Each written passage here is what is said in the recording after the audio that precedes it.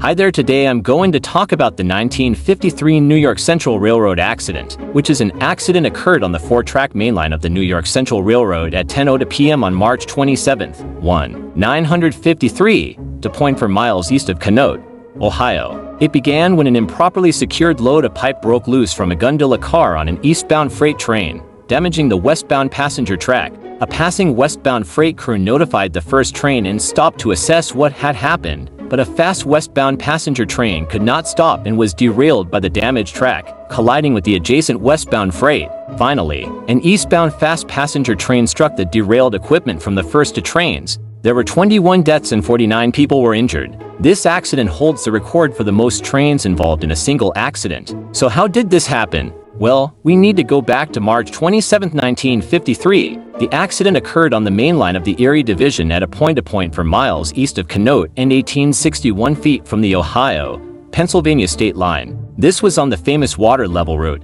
a 4-track main line where fast passenger trains from the Midwest ran on an almost gradeless route to New York. The main tracks here, from south to north, were designated as No. 4, eastward freight, No. 2, eastward passenger, No. 1, westward passenger, and No. 3, westward freight. It was raining at the time of the accident. The distance between the center lines of adjacent tracks was 13 feet. The accident site was isolated from any main road. Only a muddy dirt lane led from the crash site to a major road to miles south, and it soon became blocked by vehicles mired in the mud. The injured were either carried on stretchers or moved by handcart to the nearest road. Some waited up to 4 hours for help.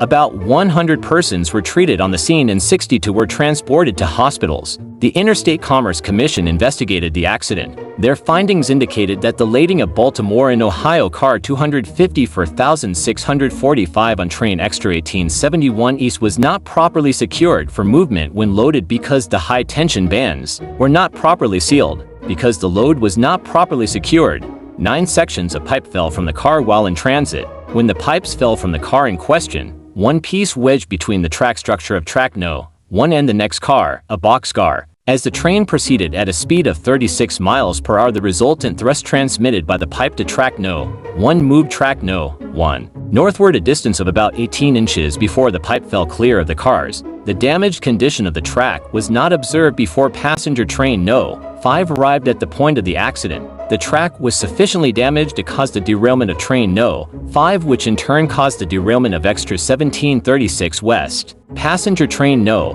12 struck the derailed equipment of passenger train No. 5 before protection could be provided.